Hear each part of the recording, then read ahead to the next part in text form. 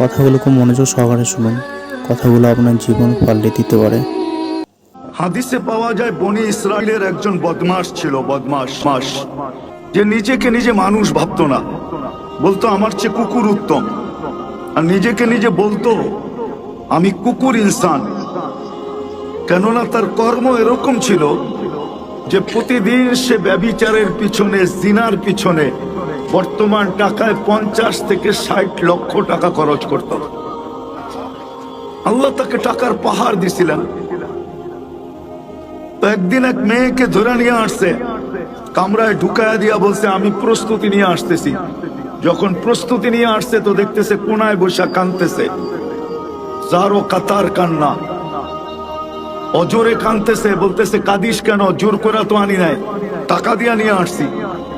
তো মেয়েটা বলতেছিল শুন কিফিল, তার নাম কিফিল ছিল, কিফিল, শুন কিফিল, আমি বাজারি মেয়ে না,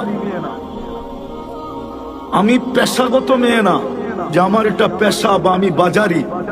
আমি কোনো প্রয়োজনের কারণে অপারগ হয়ে তোর হাতে ধরা দিছি। তো বলছে তাইলে কাঁদিস কেন?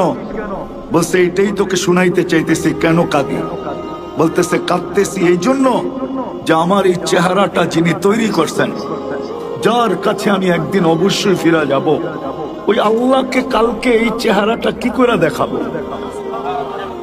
মনে হয় বুঝাইতে পারি না আপনাদের।